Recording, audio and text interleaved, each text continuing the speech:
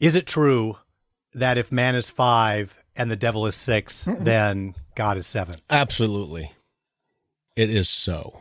It has been said, and it is so. It is said. Anything we say is true. Got it. Okay, well, thank you for resolving that for me 30 years later. That's been hanging with me for a long time.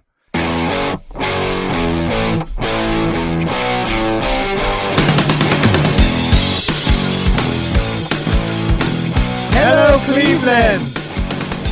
Turn your speakers up to 11 because it's time for Too Much Effing Perspective, the podcast that asks musicians and entertainers to relive their most Spinal Tap moments when nothing seems to go right and everything seems to get weird. I'm your host, Alan Keller, a comedy writer in LA and lead singer of the least heralded Chicago band, The Falling Wallendas. And I'm your co-host, Alex Hoffman, former tour manager for Radiohead and lead singer of the least heralded Milwaukee band, The Vainglorious. Our guest today is Joey Santiago, lead guitarist from one of the most influential bands in rock history, the Pixies. We're going to talk to Joey about what it's like to be ripped off by Kurt Cobain, how to put a guy in the hospital with a guitar solo, and why his least favorite Pixie song to play is one of my favorites and the band's most famous, Monkey Gone to Heaven.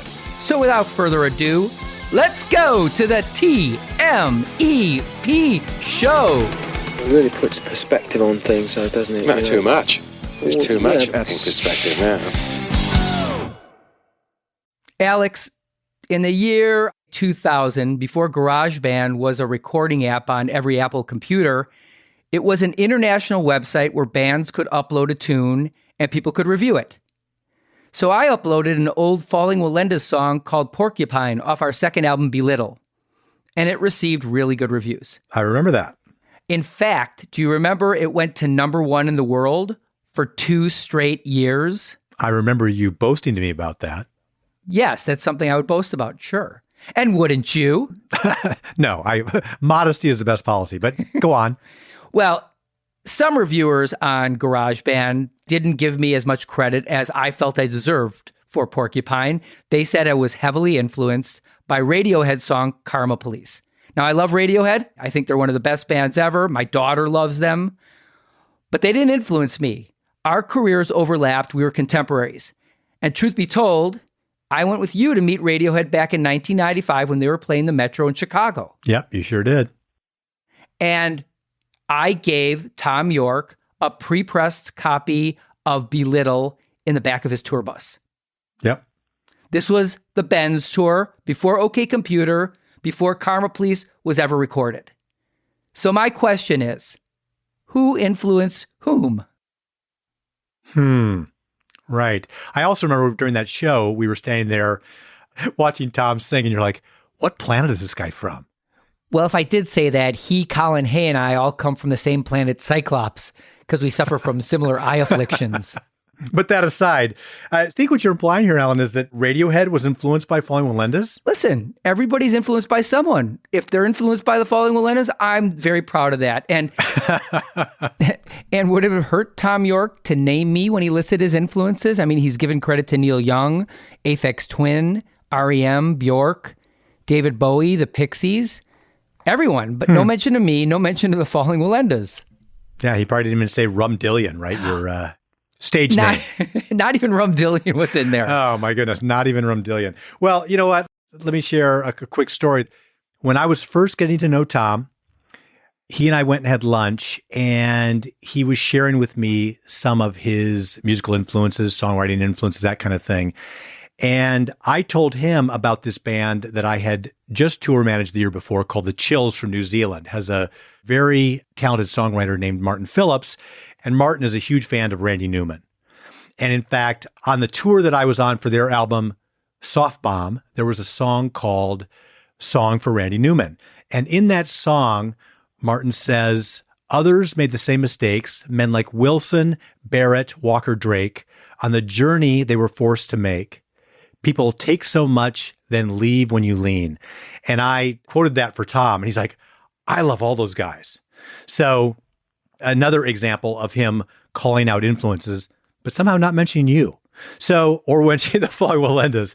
So I hate to break it to you, but my guess is that Wallendas CD that you handed him in the bus, That probably ended up getting used as a drink coaster or something like that. You say that, but they came out soon after with Kid A. And what's the A stand for? Alan. Thanks, Tom, for naming an entire album after me. I'm glad I could have helped in some way, Radiohead. Or Alex. I guess it never occurred to me. But anyway. We have much more influence than we ever thought. Yeah. Both of us or none of us, but regardless, it's too much effing perspective at this point. Let's get to our conversation with one of Tom's actual influences, Joey Santiago from the Pixies. But first, a quick break.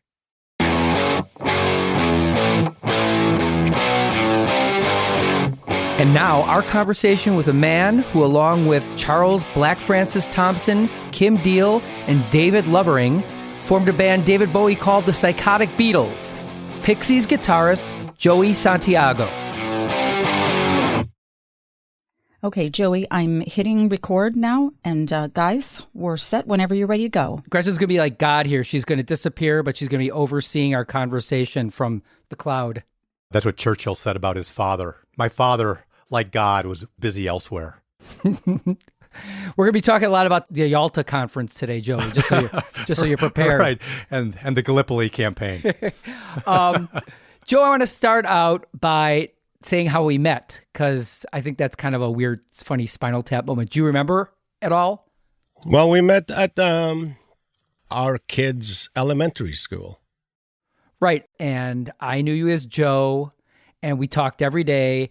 And then one day the girls wanted to get together, and so we went bowling. Mm-hmm. And you came a little late, and you said, yeah, I was in the studio recording. And I said, oh, yeah, you're a musician? He goes, yeah, I'm a guitar player. I go, what band? The Pixies. And I went, oh, you're Joey Santiago. I had no idea, because I knew he was Joe Santiago. It was such a far leap from there to there. But I remember that was so funny, because we knew each other for months, and I had no idea that you were in the Pixies, as you didn't know that I was in the Beatles. I did not know I was recording at that time. I just say, I love that story. And I've watched a couple of the documentaries. I hear your bandmates call you Joe, as naturally they would when you're just living life together. How do you think about the nature of personas in a band? Is Joey the guy that gets up on stage and is the public version of Joe? Yeah, that is like almost like it. There's a backstory to it, too. There used to be this kid named Joey used to pick on me. And so I stopped calling myself his fucking name. I guess I got my name back from this band, kind of like a fuck you. That is a great story. I guess I got to call myself Greg Angeli then, because he was my nemesis. Yeah. And I got to call myself Dave Van Dries. Kind of makes you wonder why more musicians aren't named after their dads.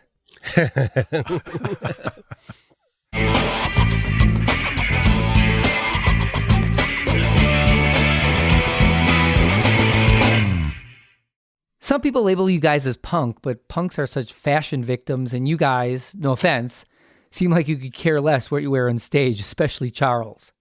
In fact, I read you were once kicked out of a punk club, Joey, for not conforming to their dress code. Is that true? Yes, yeah. I was. And I looked at the sign, and it had so many rules for a damn punk club. And one of them was no Izod. No alligator. That's what it said. No alligator. I was like, what? I think they missed the whole ethos of punk there, didn't they? I mean, the whole punks have, they have an outfit. Like, they all look the same, So what is really the point? It's almost like a uniform. There's a really cool picture, at least I thought it was cool, of Roger Daltrey, lead singer for The Who, probably from 77, 78, dressing like a punk. He had a wig on that had sort of spiky hair. He had something that looked like a safety pin through his nostril with a chain that then went to his ear. As you were saying, Joe, it's like it was the punk uniform as it had kind of already become stereotyped in the late 70s, kind of based on the Sex Pistols look or something like that. Yeah, and I think Malcolm McLaren even had a concept of an outfit for them. He had the clothing store. Yeah, exactly. And he actually got the look from Richard Hell and the Voidoids in New York. Speaking of outfits, when we played at David Letterman, his comment was, I got one word for that band: outfits. Oh. Maybe Letterman was actually Malcolm McLaren in a brown sport coat.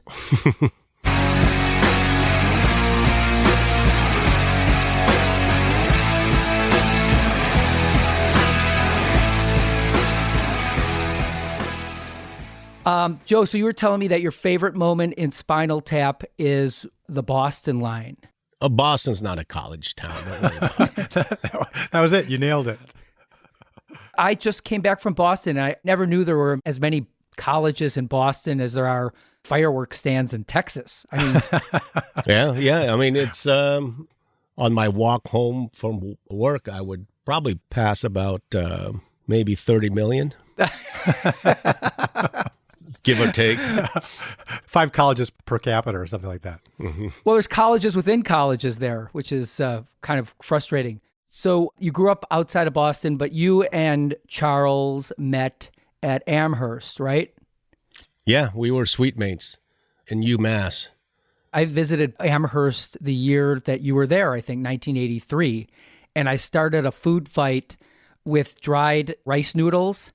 And I heard like 3 years later, they were still finding rice noodles in the nooks and crannies of where that battle took place. So did you ever find a rice noodle? Because that was mine. No, I have not. You were just reenacting Animal House, Alan? Was that you were doing? This was a punk one. In Animal House, all the food is cooked. This was actually hard-ass dried rice noodles. This could cause damage. So did you find that Charles and you were kindred spirits? Is that why you guys started a band together? Absolutely. You know what? When I went back to where I lived, my brother owns the house now. We went through my trunk, and I found the letters that Charles was writing me from Puerto Rico, all about starting a band. We went to college with an idea to start a band. He did, and I did. So it was just meant to be. And we picked Boston because it's close by. When you shared the story about you guys being in the suite, I was jealously thinking about, I wanted that exact same thing going to college. I wanted to find that partner like you found in Charles. Yeah, I mean, I did. I wanted someone like that, someone that wasn't interested in starting a cover band or anything. You know, I was interested in making music, something very, very, very different. So, and why was Charles in Puerto Rico? Was he doing like an exchange program? Yes, exactly. That's what he was doing. You know, he just wanted to go there. Got sick of the scene. So, yeah, he came back and I withdrew, which is not the same thing as dropping out, but it's kind of the to your same. parents. It's like, hang on to my credits. Yeah. I will be back. So speaking of Boston, okay, so he says that line about Boston not being a college town. Mm-hmm. And that's Ian Faith, the manager of Spinal Tap, putting lipstick on a pig, right? They go from 10,000 seat arenas to 1,000-person clubs. He says, well, our appeal is just getting more selective. Contrast that with the Pixies 2004 reunion tour. You came back and you were more popular than ever. What do you attribute that to? Well, I think people recognize that we were influential, you know, and a lot of bands had said it during our breakup. So that's probably the reason that people were waiting for us. They're like, who's this band that inspired all my favorite bands, you know? So I guess I am kind of proud that we are one of those people that influence bands. A lot of alternative bands cite the Velvet Underground as their influence.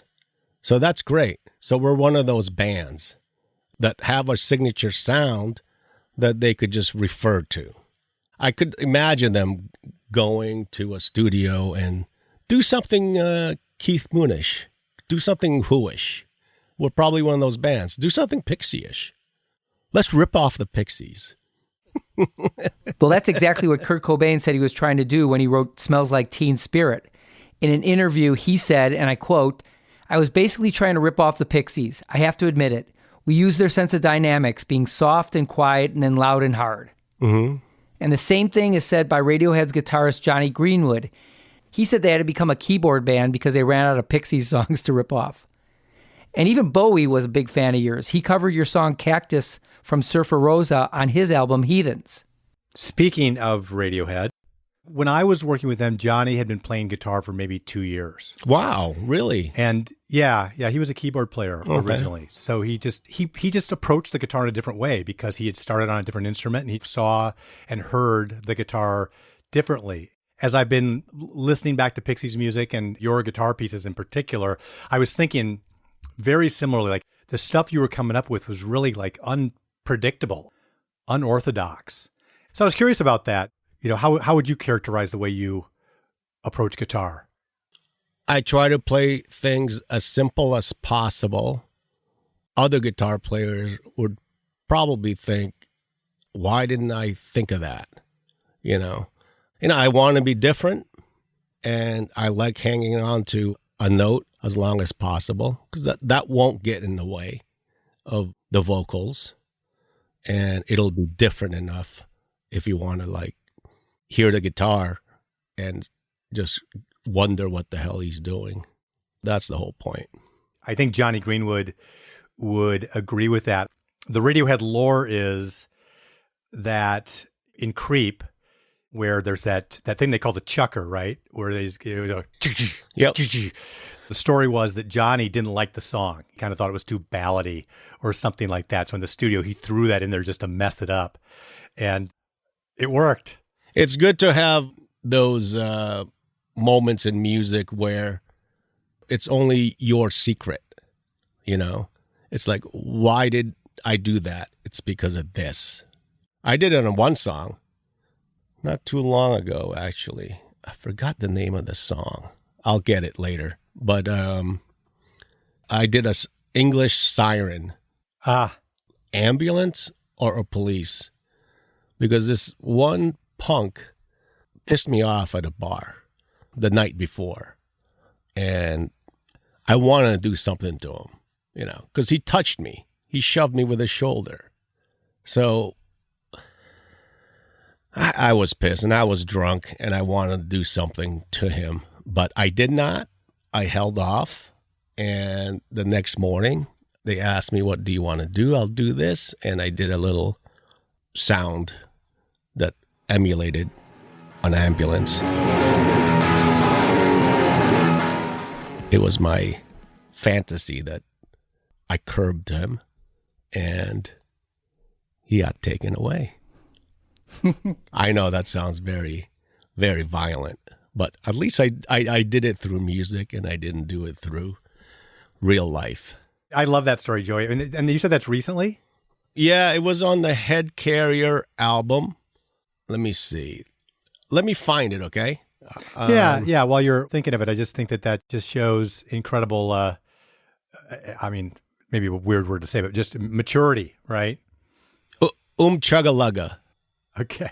That's the name of the song. And yeah. So. Well, honestly, that seems like a good way to have it happen, right? A lot of other things could have gone wrong with unfortunate consequences. Yeah. The other guitar thing I was going to say was my very first job out of college. So I went to University of Wisconsin. Alan and I both went to University of Wisconsin. And one of the bands that kind of loomed large from the upper Midwest when we were kids was Cheap Trick. And Rick Nielsen, I still love that live version of I Want You to Want Me from Budokan. That is the best version. For sure. And just the way he plays, right? He's not playing strummy guitar and he's not filling every space. He's just doing tasty things that bounce along on top of Tom Peterson's bass line. And Bunny Carlos is just like so in the pocket with the drums and all that kind of stuff. You and Rick are very different guitar players, but similar sensibilities, I think. Like Surrender, the break. You know, it's 2 chord. Bam, bam, bam, bam, bam, bam, bam. You know, it's between the verses of choruses. It's just a little tag, and it's 2 damn chords. It's so cool. I think the Pixies and Cheap Trick have a lot in common. Even though you're both firmly within the pop construct, and neither of you are doing anything revolutionary like, say, Beefheart or The Residents, you both have your own signature sound. Everyone knows a Pixie song, and everyone knows a Cheap Trick song. No one sounds like either of you. A big part of it is Charles's chord progressions. It has a lot of half steps and all this stuff that drive me crazy. I mean, I like the sound of it, but when I hear it, it's like, oh man, what am I going to do here? And and sometimes we have pop chords in there. And catchy. Remember I dissed you for Toe in the Ocean? Because I'm like, what are you guys doing? This is going to be a hit. It's so catchy. And you apologized.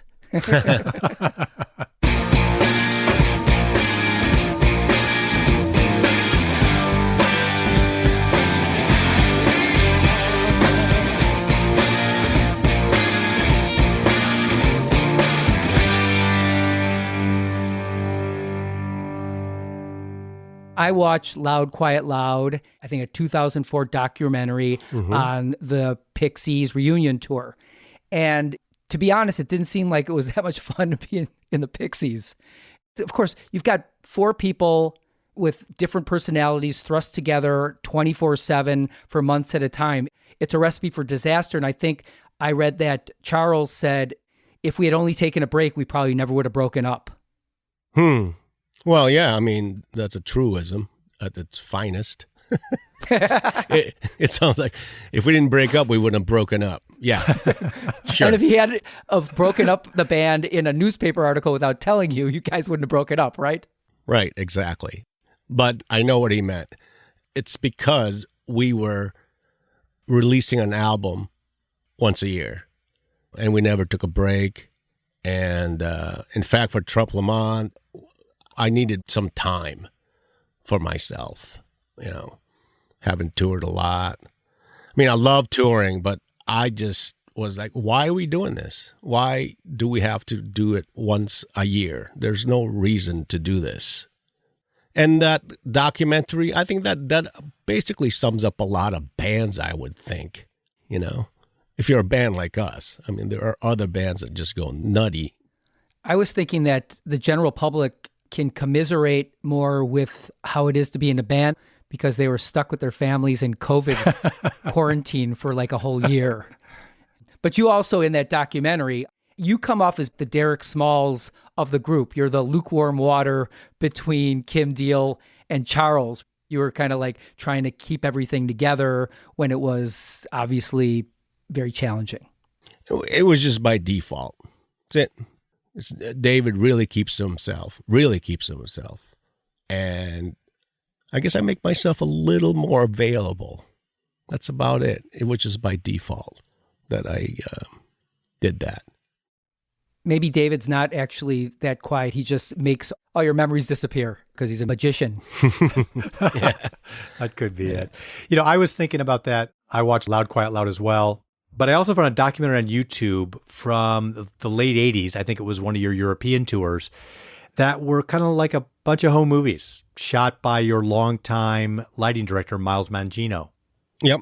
Mm-hmm. And I thought it was interesting that in that film, there were many scenes of you looking very happy, laughing, joking around, things like that. And then in Loud, Quiet, Loud, there was more tension. They showed you were doing a film scoring project in between moments. It struck me as like the 2004 tour from a distance, right, would seem such like a triumphant affirmation of your art and that you guys had really done something unique, yet you were all kind of suffering in a way. I mean, I don't know if the cameras had anything to do with it, probably, but that's just the way we are. There was, I guess there was a bit of tension. Underlying tension, maybe, that we weren't aware of that the camera captured. And I took on that film, not to get away from people. It's just, I didn't want to get in that much trouble, meaning I didn't want to party too much, because I was already doing that. And I thought, like, I need a project or else something terrible is going to happen to me. That's really smart. Yeah. Good survival instinct sure can come in handy. Like you were telling me that there were times when the four of you would just go your separate ways after shows.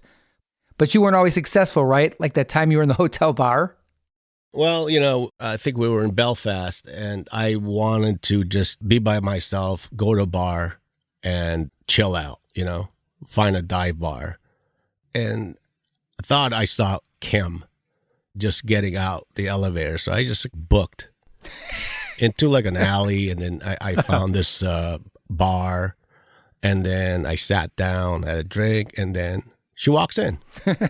And it's fine, I love Kim, and she went to the bathroom, came back, and just slapped me in the face.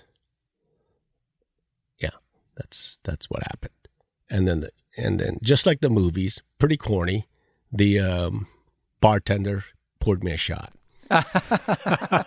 Set him up, Joe. I think I got a story you should know. Yeah.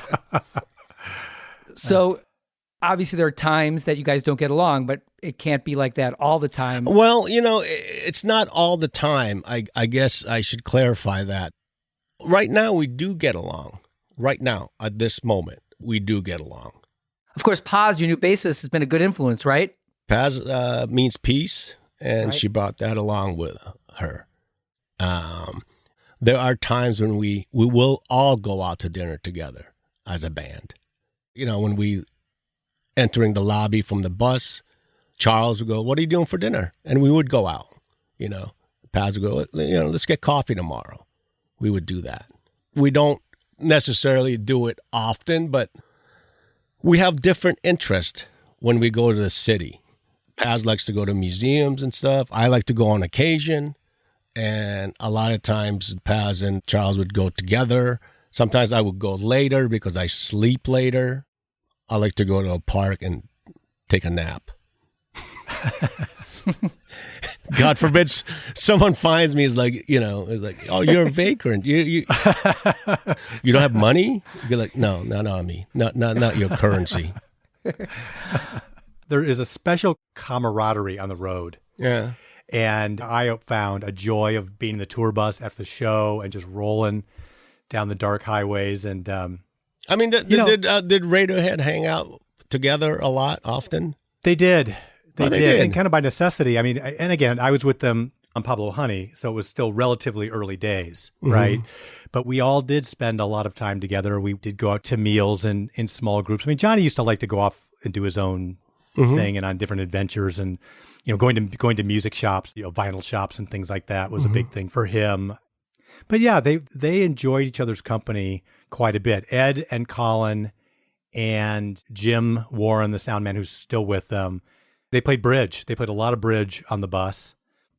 Yeah, there was a lot of good times just hanging around as friends.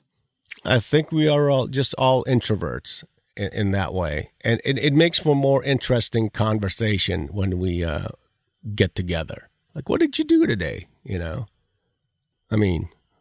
Maybe my side won't be that interesting.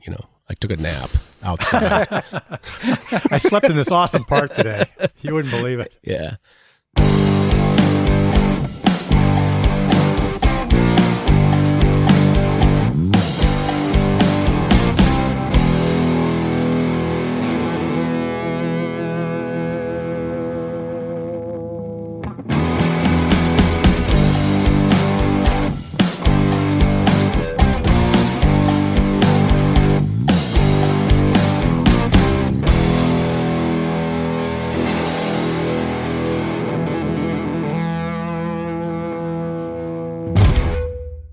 We've talked with some of our guests about the relationship between creative tension and quality of music and edgy, turbulent, explosive stuff. And obviously the Pixies are an example of that. You think that if you guys all got along perfectly, that your music would be as good?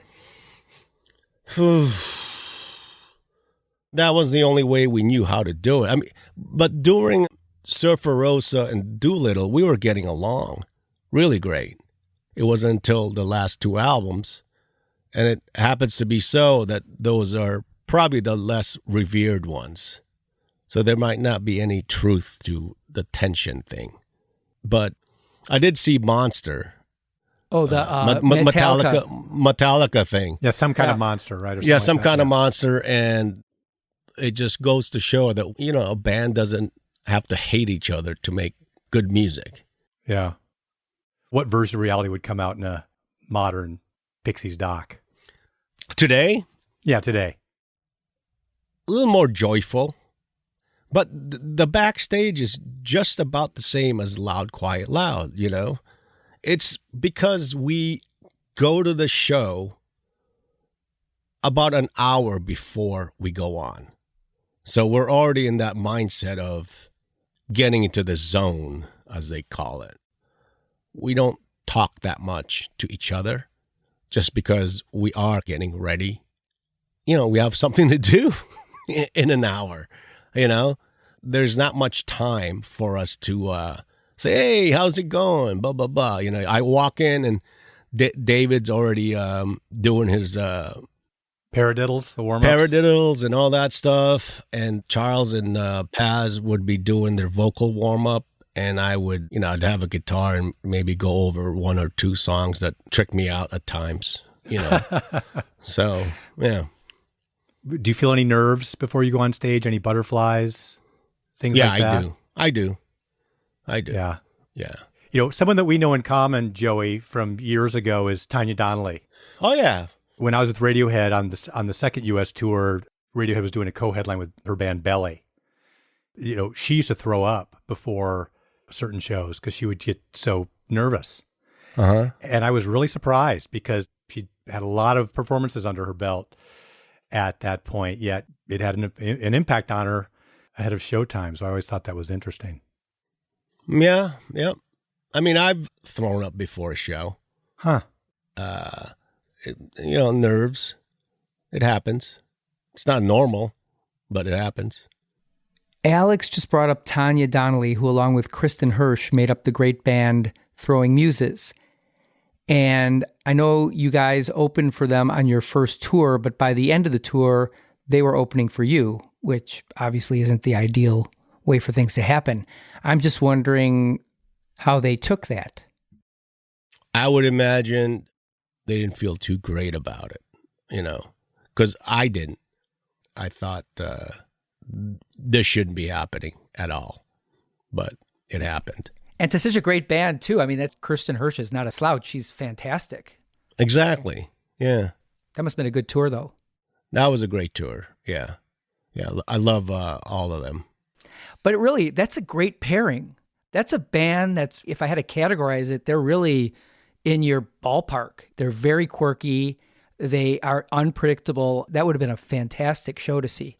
Yeah. Both 4AD bands, too. And Right. we were kind of like-minded outside.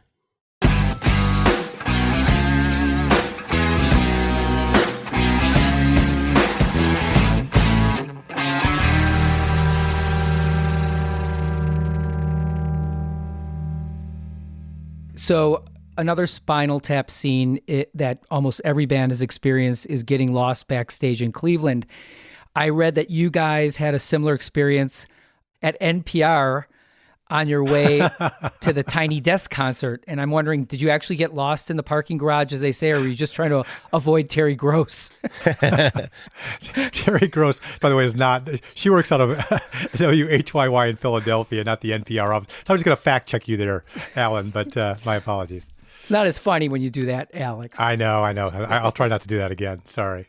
There are times when we do get lost, you know, but not to that extent where we're underneath the tunnel of the venue. So you were really lost in the garage? We couldn't find the dock that we were supposed to go into. Well, I'm going to develop an app specifically for musicians that is like Waze, except it only goes 50 feet. It helps them go 50 feet in the right direction. Yeah. Every tour manager needs that, Alan. I think you're onto something. You guys are obviously Loud, Quiet, Loud. You're known for dynamics. Do you think that being so dynamic makes you hard to dance to? What's that again? You know, when the bass and drums are just pumping along, it's great, you know? Those are the first two things that get recorded. We listen to it, and it's like, wow, this is groovy, man. And then we mess it up with guitars, the groove. I think Charles wanted to do it, but Listen, we're not the first ones to do the loud, quiet, loud moment, Tchaikovsky did it with cannons, you know what I mean? So. But the band Chicago never did it. That's all I got to say. Oh, no, they didn't. There are a lot of bands out there that never really did it. It's just like one. I think it's hard if you have a brass section. It's hard to do. It's hard to do loud, quiet, loud with horns. Yeah.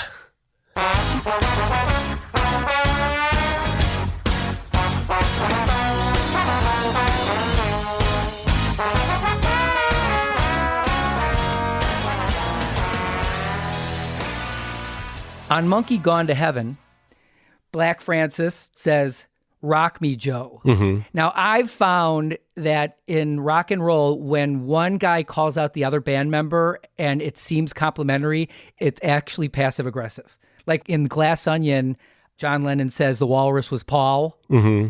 He didn't really mean that. So do you think Charles was giving you a pat on the back there or a kick in the ass? Oh, my God. Shit.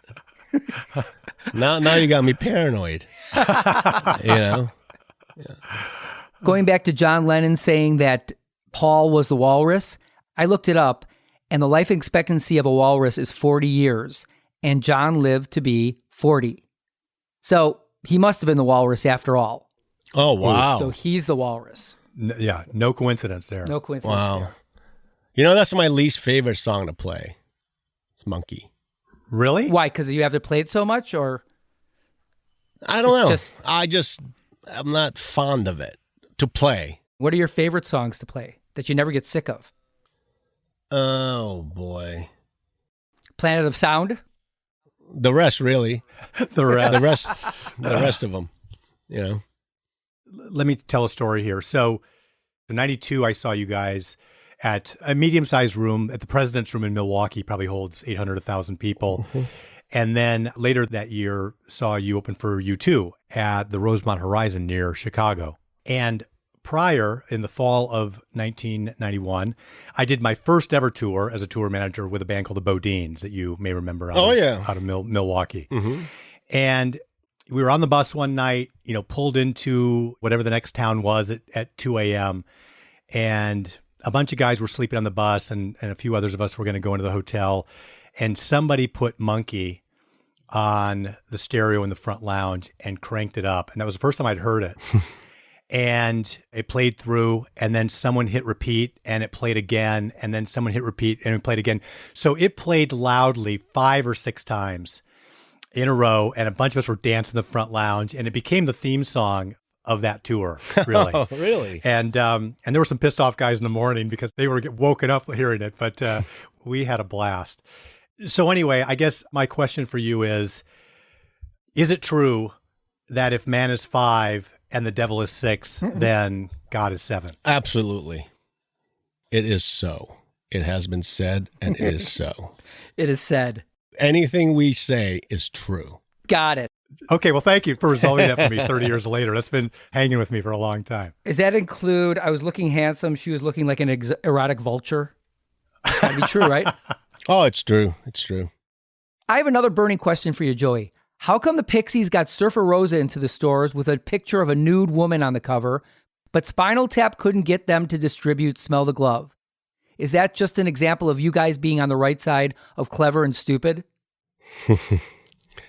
Well, aesthetically, it looked beautiful, I mean, when we saw it, we knew it was kind of taboo, but at the same time, screw it. It's just a piece of art, and it looked cool. Was there any blowback? Do you remember any retailers that wouldn't take it, or was there any trouble around that cover? No, they would put a sticker over the breast. Oh, it was just like accidentally they put a sticker in it, just so happened to be covering the breasts. Mm-hmm. Yeah, it's like you guys in 2 Live Crew, right? Yeah. Yeah.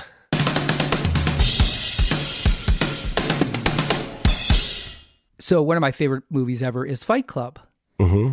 How did you feel about having Where's My Mind as the last scene in that amazing movie?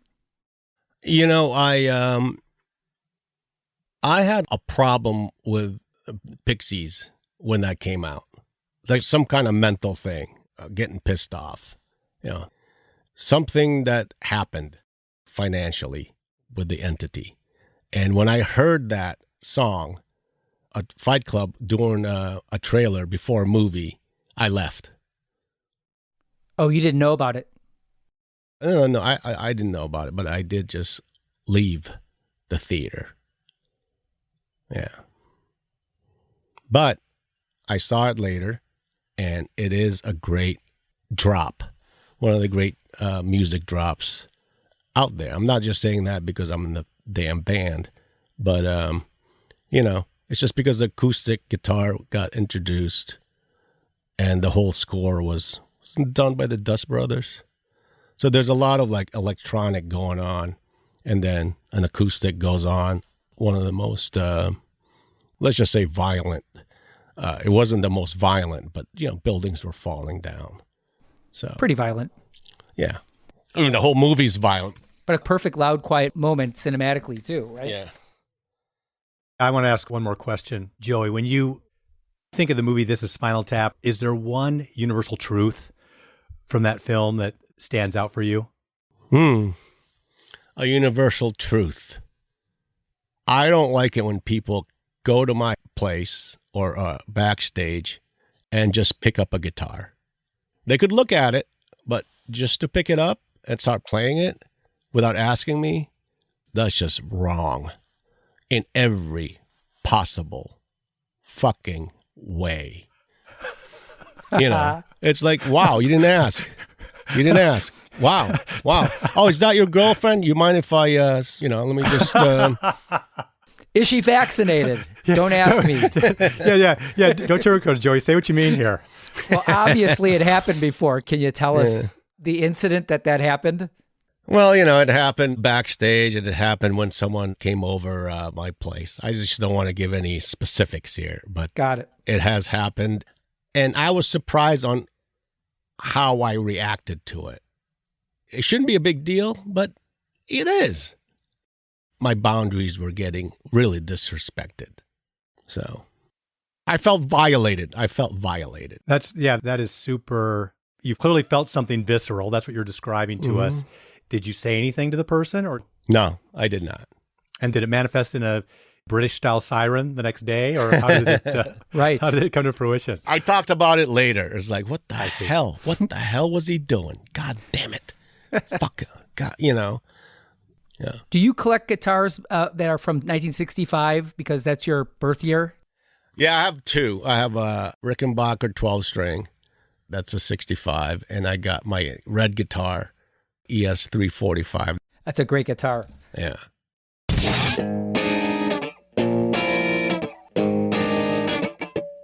Okay, Joey, do you have anything you want to promote? Your music, your artwork, your dance career, anything? No, nothing. Social media channel? Oh, yeah, social media. Let's have people follow me on Instagram. And are you Joey Santiago on Instagram? I don't know what it is. Joey Red Guitar. It's Joey, don't touch my guitar. Yeah, there you go. Joey, don't even think about it. Oh, Joey Alberto Santiago. Wow. I'm really making it hard for people, aren't I? Yeah. All right, well, thank you so much. I really appreciate it. It was so good to touch base with you again and reconnect. Yeah.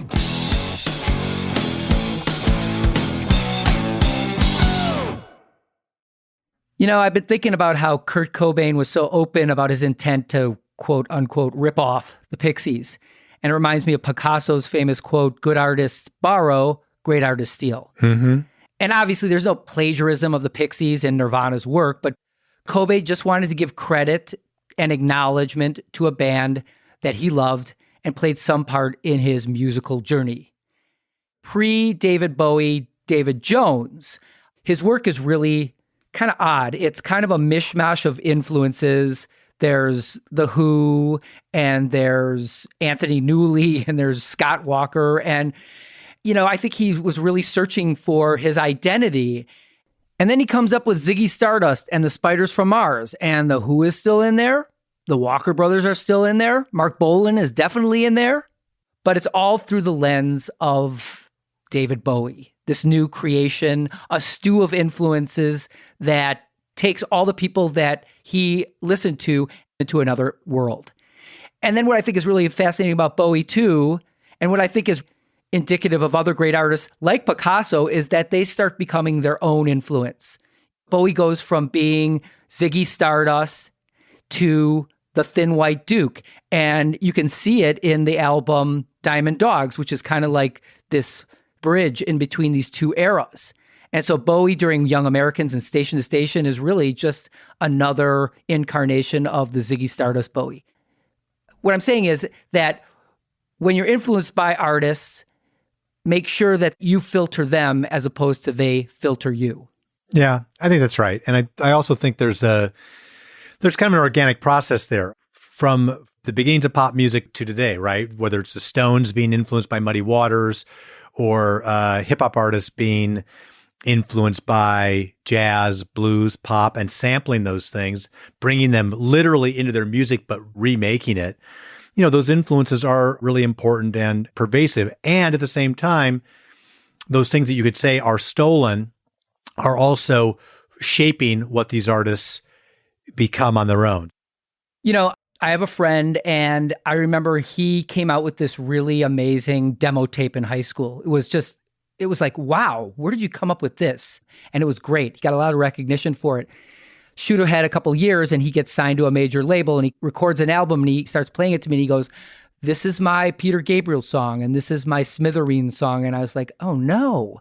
I mean, he had somehow lost his own artistic vision and let his influences take over. And it was obvious that the stuff that he was doing was derivative and nothing like what I knew he could create on his own. Well, the thing is also, you know, to be fair, we've heard in other conversations, even on this show, that it's not up to only the artist, right? There's management, there's the record company putting pressure. You know, he may have heard from his label, hey, you need that Peter Gabriel song. Right. You know, you need your version of the Smithereens Wall of Sleep or something like that. And so, especially young artists get buffeted. I remember when, you know, after Creep was such a big hit for Radiohead, and they put out a couple other singles, Anyone Can Play Guitar, and that didn't get quite as much attention.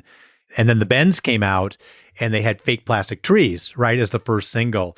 And I remember someone from the record company at that point telling me about hearing Fake Plastic Trees for the first time and saying that they had said to the band, wow, you must really think we're good at our job, or something like along those lines, saying, this is going to be really hard, right? This is going to be very hard to get this song played on the radio. So it's a tricky thing.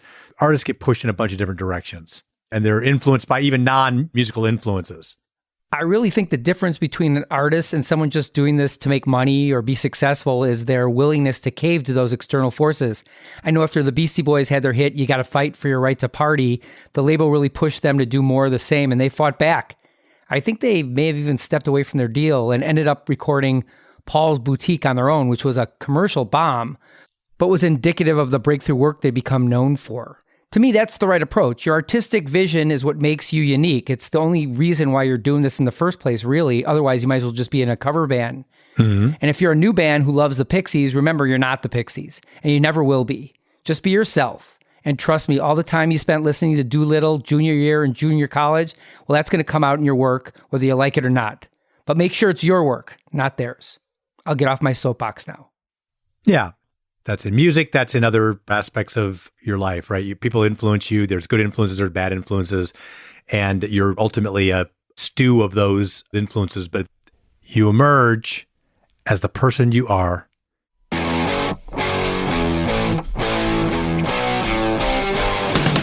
I've got just 3 words for you. Rock me, Joe. Al and I want to thank Joey Santiago for sharing his stories and his effing perspective with us, and with you, our listeners. Thanks to Spinal Tap for influencing musicians for nearly 40 years on what not to do when you have a band.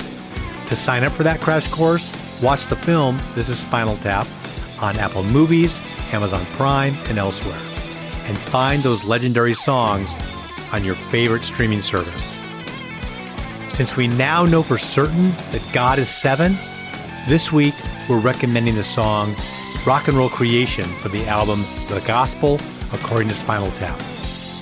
This episode was edited by Gretchen Kilby, music by J.K. Harrison. Please follow, rate, and review Too Much Effing Perspective on Apple Podcasts. And and find more episodes with performers telling stories of their unforgettable Spinal Tap moments wherever you listen. We're on Instagram at TMEP Show, and our website is tmepshow.com. Although it would be as great as having armadillos in our trousers, this podcast is not affiliated with This Is Spinal Tap, and no person or entity connected with the film has sponsored or endorsed its content. This podcast is not affiliated, sponsored, or licensed by Authorized Spinal Tap LLC or Century of Progress Productions. This is Alan Keller, and on behalf of Alex Hoffman and myself, thanks for listening. We're going to leave you with the following Willetta song I mentioned in the opening called Porcupine. You can hear it and all our stuff on iTunes and Spotify. So see you next time on Too Much Effing Perspective. Just look at the two of us.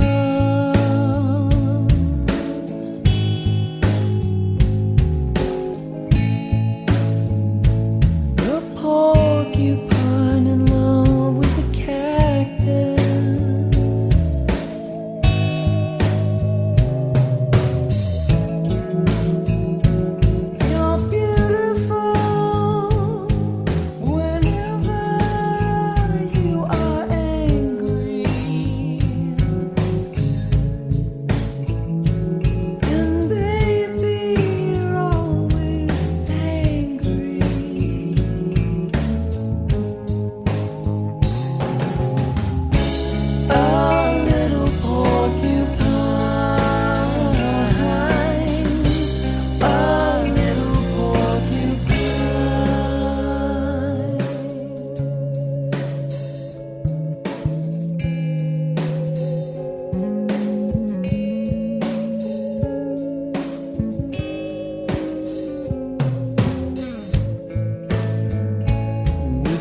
Clouds drape off the siskiyou,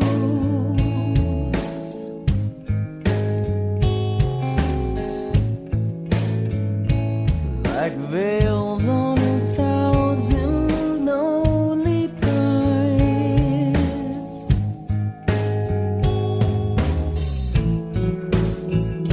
You're beautiful whenever you're unhappy.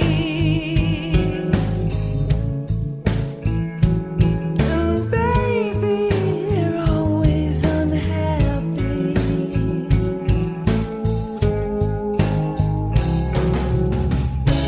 Oh, little porcupine. Oh, little